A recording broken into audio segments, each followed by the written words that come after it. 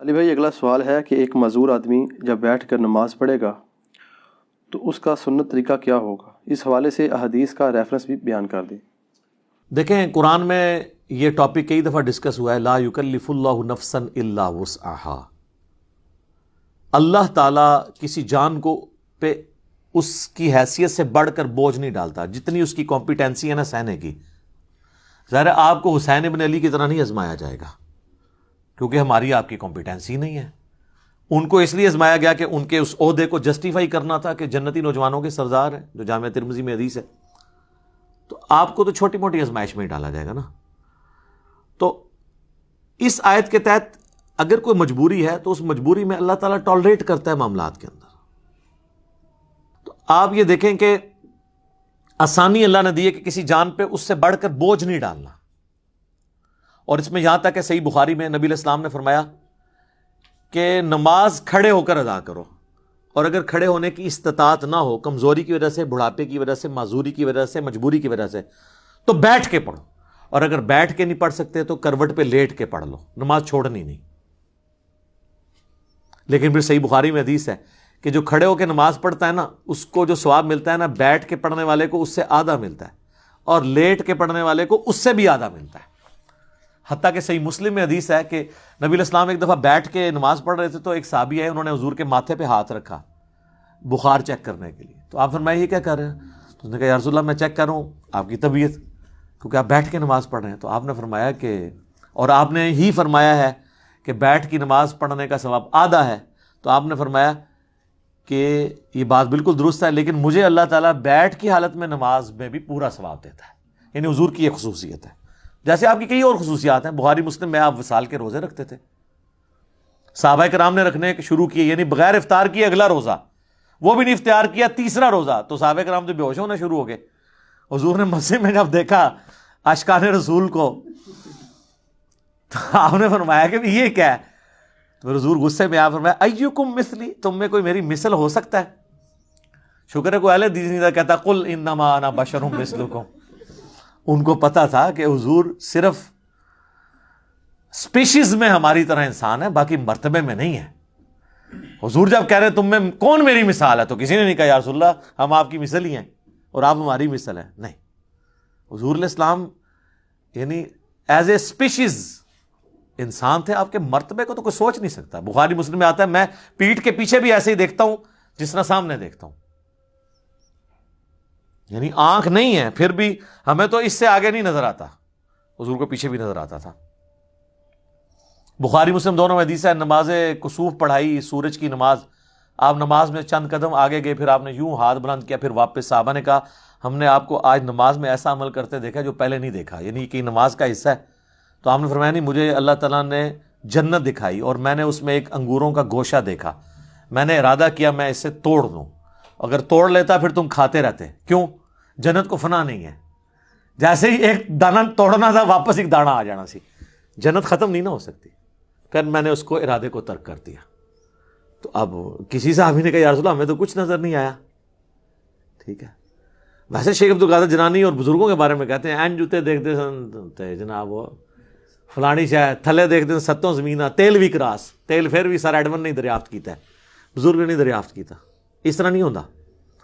تو وہ باتیں بنی نہیں صرف، تو نبی علیہ السلام کی ایک خصوصیات ہیں، تو اس میں آپ کا بیٹھ کے نماز پڑھنا۔ تو عام بندے نے بیٹھ کے نماز پڑھنی ہے جب، تو مجبوراً، اور نفلی نماز بغیر مجبوری کے بھی بیٹھ کے پڑھے، ثواب آدھا ہوگا، نماز ہو جائے گی۔ فرض نماز بیٹھ کے نہیں ہوگی جب تک کہ آپ کی مجبوری بہت بڑے لیول کی نہ ہو کہ آپ کھڑے نہیں ہو سکتے۔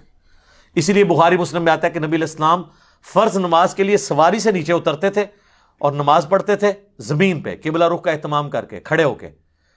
اور نوافل، قیام اللیل، تہجد اور وطر بھی، جو سب سے تاکیدی سنت ہے، سنت موقدہ سے بھی بڑھ کے، وہ آپ وطر کی حد تک بھی سواری کے اوپر پڑھتے تھے۔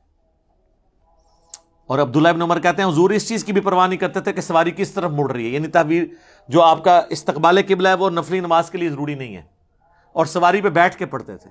قبلہ رخ کا بھی اہتمام ضروری نہیں ہے نفلی نماز کے لیے، فرض زمین پہ اتر کے پڑھنا۔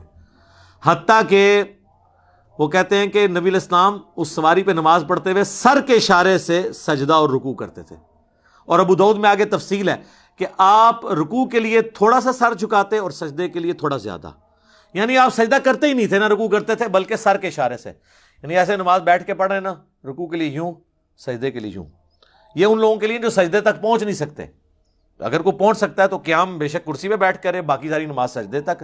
جو نہیں کر سکتا وہ لوگ جو ہے نا ایسے سپر مین بنے ہوئے ہوتے ہیں، اور وہ سامنے انہوں نے پھٹے بھی لگائے ہوتے ہیں کرسیوں کے اوپر، نہ اس کے اوپر سجدہ کر رہے ہوتے ہیں. یہ حرام ہے، خلاف سنت ہے. بیٹھ کے نماز جب اشارے سے ہو، بیٹھ کے نماز ہوتی اشارے سے ہے، الا یہ کہ آپ نیچے تک جا نہ سکے تو آپ یوں کریں گے، یوں کریں گے. رکوع آپ یوں کریں گے، سجدہ یوں کریں گے. صلی اللہ علیہ وآلہ وسلم. ہم ایک اذان کا جواب انشاءاللہ بعد میں دے لیں گے، ایک وقت میں ایک کافی ہے. تو یہ آپ کے بیٹھ کے نماز کا طریقہ ہے. صحیح بخاری میں آتا ہے کہ حضرت عبداللہ بن عمر کے ساتھ ایک شخص نے نماز پڑھی، وہ تشہد میں بیٹھا تو چوکڑی مار کے 4 زانوں بیٹھ گیا، آلتی پالتی مار کے نا. تو سلام پھیر کے انہوں نے کہا یہ تو کیا کر رہا ہے؟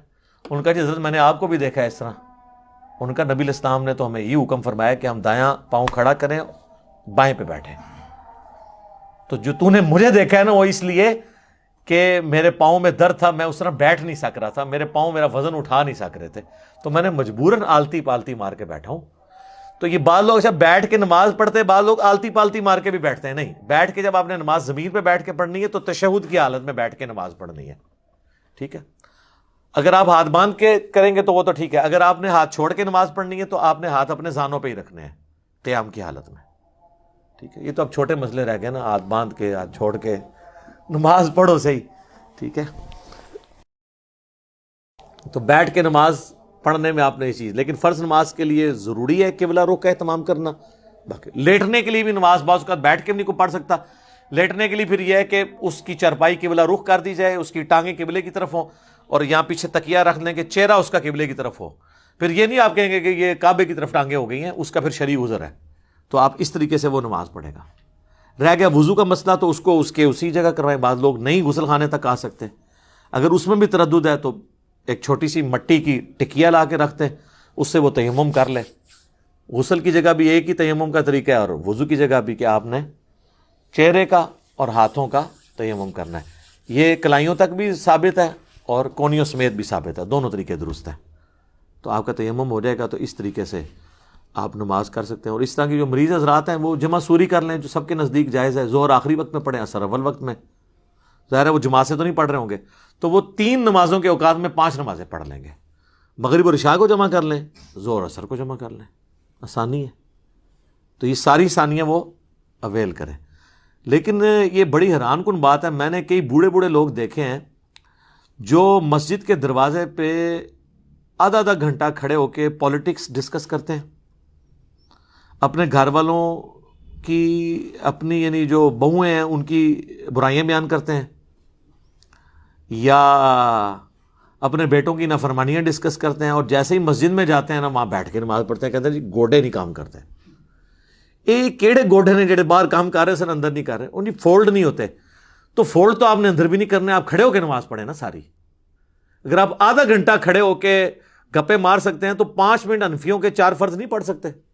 زیادہ تر حنفی ہوتے ہیں نا بابے تو حنفی نے، ظاہر ہے اس زمانے تے قرآن و حدیث دے ترجمے نہیں سن ہوئے ہوئے. تو 5 منٹ کی آپ کی نماز ہوتی ہے. فجر کی ہو وہ بھی 5 منٹ کی، زہر کی بعض کا 4.5 منٹ کی بھی ہو جاتی ہے. تو آپ کھڑے ہو کے نماز پڑھ لیں ساری نماز، رکوع اور سجدے اشاروں سے کریں. لیکن کرسی پہ آپ بیٹھیں گے نماز نہیں ہوگی. اور یہ حنفی بتاتے ہیں اپنی پبلک کو کہ یہ کام نہیں کرنا.